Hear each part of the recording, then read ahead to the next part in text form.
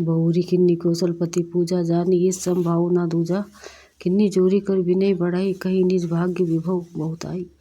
फिर उन्होंने कौशलाधीश राजा दशरथ जी की पूजा उन्हें ईश महादेव जी के समान जान कर की, कोई दूसरा भाव ना था। तदनंतर उनके संबंध से अपने भाग्य और विभव के विस्तारों की सराहना करके हाथ जोड़कर विनती और बड़ाई की। पूजे भूपति सकल बराते, समधि सम सादर सब भांति। आसन उचित दिए सब काहू, कहो कहो सुख एक उछाओ। राजा जनक जी ने सब बरातियों को समधि दशरथ जी के समान ही सब प्रकार से आदरपूर्वक पूजन किया और सब किसी को उचित आसन दिए। वे एक मुख से उस उत्साह का क्या वर्णन करूं। सकल बरात जनक सन्मानी, दान मान विनती बरबानी। विधि हरि हरु दिशिपति, दिन राउ जे जान ही रघु प्रभाव।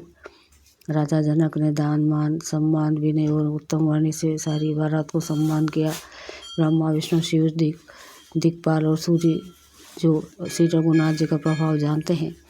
कपट विप्र बर वेश बनाओ, कौतुक देखे अति सचु पाए। पूजे जनक देव समझाने, दिए स्वासन बिनु मह पहचान। ये कपट से ब्राह्मणों को सुंदर वेश बनाए, बहुत ही सुख पाते हुए सब लीला देख रहे थे। जनक जी ने उनको देवताओं के समान जानकर उनका पूजन किया और बिना पहचाने भी उन्हें सुंदर आसन दिए। छंद। पहचान को के ही जान सभी आपान, सुधी भोरी भई आनंद कंदु बिलो की दुल्हो बुभय दिशी आनंदमयी। सूर लखे राम सुजान, पूजे मानसिक आसन दये। अलौकिक सिलो स्वभाव, प्रभु को विभुत मन प्रमोदित भाई। कौन किसको जाने पहचाने, सबको अपनी ही सूझ बुली हुई है। आनंद कंदुले को देखकर दोनों और आनंदमय स्थिति हो रही। सुजान सर्वज्ञ श्री रामचंद्र जिन देवता को पहचान लिया और उनकी मानसिक पूजा करके उन्हें मानसिक आसन दिए। प्रभु का शील स्वभाव देखकर देवगण मन में बहुत आनंदित हुए। दो रामचंद्र मुख चंद्र छवि लोचन, चारु चकोर करत पान सादर। सकल प्रेमो प्रमोदु नाथोर। श्री रामचंद्र जी के मुख रूपी चंद्रमा की छवि को सभी के सुंदर रूपी चकोर आनंद पूर्वक पान कर रहे हैं। प्रेम और आनंद कम नहीं है, अर्थात बहुत है। समूह बिलो के वशिष्ठ बोलाए, सादर संतानंदु सुनिए आए। बेगी कुंवारी अब आनु हो जाई, जले मुदित मुनि आयु सुपाई। सब समय देखकर वशिष्ठ जी सतानंद जी को आदरपूर्वक बुलाया। वे सुनकर आदर के साथ आए।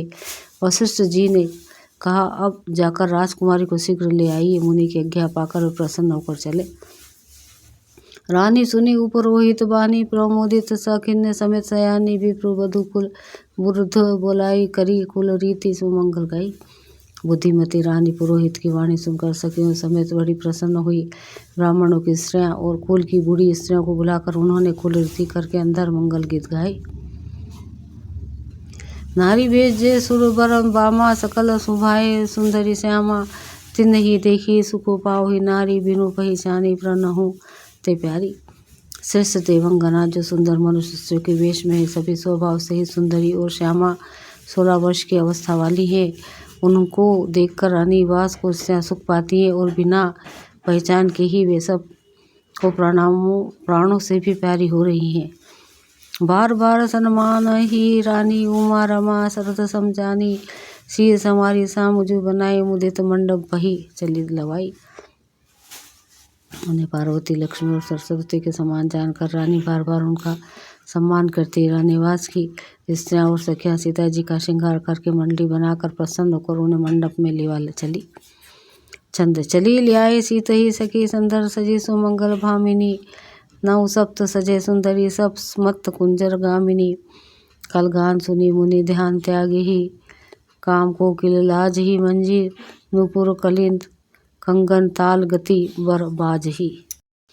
सुंदर मंगल का साथ संस्कार रानीवास को स्त्रियां और सखियां आदर सहित सीता जी को लिवा चली। सभी सुंदरियां 16 श्रृंगार किए हुए मत वाले हाथियों की चाल से मचलने वाली है। उनके मनोहर गान को सुनकर मुनि ध्यान छोड़ देते हैं और कामदेव की कोयल भी लजा जाती हैं। पायजब पेजनी और सुंदर कंकण ताल की गति पर बड़े सुंदर बज रहे हैं। दो सोहती बनती वृंद महु, सज सुहावनी सिय छवि लाल नागन मध्य जनु सुषमाती कामनी। सज सुंदरी सीता जी स्त्रियों के समूह में इस प्रकार शोभा पा रही मानो छवि रूपी लालनाओं के समूह के बीच साक्षात परम मनोहर शोभा रूपी स्त्री सुशोभित है। सी सुंदरता वर्णि ना जाई, लघुमती बहुत मनोहरताई, आवत दिखी बरतिन सीता, रूप रसी सब भांति पुनीता। सीता जी की सुंदरता का वर्णन नहीं हो सकता, क्योंकि बुद्धि बहुत छोटी है और मनोहरता बहुत बड़ी है। रूप की राशि और सब प्रकार से पवित्र सीता जी को बारातियों ने आते देखा। सभी मन ही मन किए प्रणाम, देखी राम भय पुरन काम, हर्षे दशरथ सुतन, समेता कहीं ना जाए और आनंद जीता। सभी ने उन्हें मन ही मन प्रणाम किया। श्री रामचंद्र जी को देखकर तो सभी पूर्ण काम कृत्य हो गए। राजा दशरथ जी पुत्रों सहित हर्षित हुए। उनके हृदय में जितना आनंद था वह कहा नहीं जा सकता। सूर प्रणाम करी बरी सही फूला, मुनि आशीष धुनि मंगल मूला, गान निशान कोला हलु भरी प्रेम, प्रमोद मगन नर नारी। देवता प्रणाम करके फूल बरसा रहे, मंगलों की मूल मुनियों के आशीर्वादों की ध्वनि हो रही है, गानों और नगाड़ों के शब्द से बड़ा शोर मच रहा है। सभी नर नारी प्रेम और आनंद में मगन है। यही विधि सिय मंडप ही आई, प्रमोदित शांति पढ़ाई मुनिराई, तेही अवसर कर विधि व्यवहारू, दूहु कुल गुरु सब किन्ना आचारू। इस प्रकार सीता जी मंडप में आई। मुनिराज बहुत ही आनंदित होकर शांति पाठ कर रहे हैं। उस अवसर की अब रीति व्यवहार और कुल चार दोनों कुल गुरुओं ने किए। चंद आचारू करे गुरु गौरी गणपति, मुदित विप्र पूजा वही, सूर प्रगति पूजा लेहि, देहि आशीष अति, सुख पावहि मधु पर्क, मंगल द्रव्य जो देहि, समय मुनि मन माहू चाहे, भरे कनक को पर कलश सो पर, सो तब लिए ही परिचायक रहे। कुलाचार करके गुरु जी प्रसन्न होकर गौरी जी गणेश जी और ब्राह्मणों की पूजा करा रहे हैं, अथवा ब्राह्मणों के द्वारा गौरी और गणेश की पूजा करवा रहे हैं। देवता प्रकट होकर पूजा ग्रहण करते हैं, आशीर्वाद देते रहते हैं तो सुख पा रहे हैं। मधुपकर आदि जिस किसी भी मांगलिक पदार्थ की मुनि जिस समय भी मन में चाह मात्र करते सेवक गण, उसी प्रकार सोने की परातों में और कलाशों में भरकर उन्हें पदार्थों को लिए तैयार रहते हैं।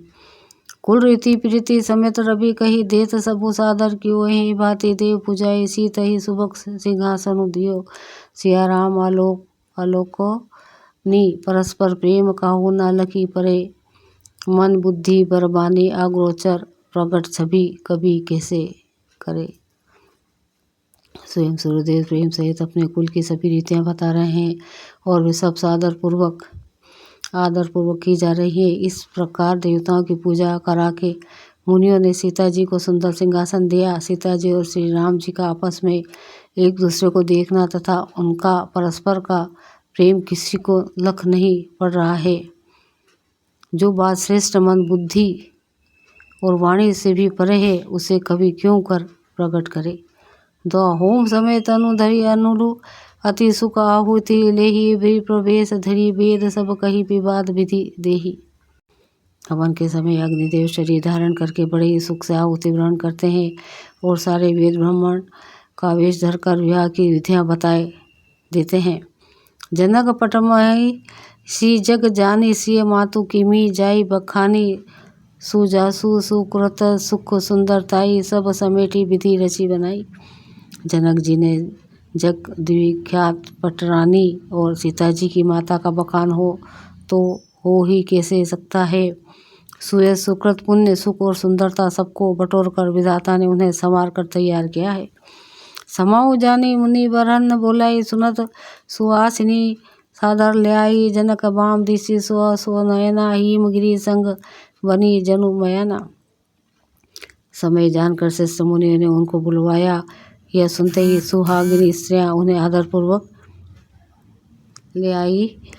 सुनयना जी जनक जी की पटरानी, जनक जी की बाई और ऐसी सो रही है मानो हिमाचल के साथ मैना जी शोभित हो। कनक कलश मणि कोपर सूरे रूरे, सूची सुगंध मंगल जल पूरे, निज कर मुदित राय अरु रानी, धरे राम के आगे आनी। पवित्र सुगंधित और मंगल जल से भरे कलेश, सोने के कलश और मणियों के सुंदर पराते राजा और रानी ने आनंदित होकर अपने हाथों से लाकर श्री रामचंद्र जी के आगे रखी। पढ़ी वेद पुनि मुनि मंगल वाणी गगन सुमन झरी अवसरु जानी बरु बिलोकी दंपति अनुरागे पाए पुनित पखारन लागे। मुनि मंगल वाणी से वेद पढ़ रहे हैं। सु अवसर जानकर आकाश से फूलों की झड़ी लग रही है। दूल्हा को देखकर राजा रानी प्रेम मग्न हो गए और उनके पवित्र चरणों को पखारने लगे।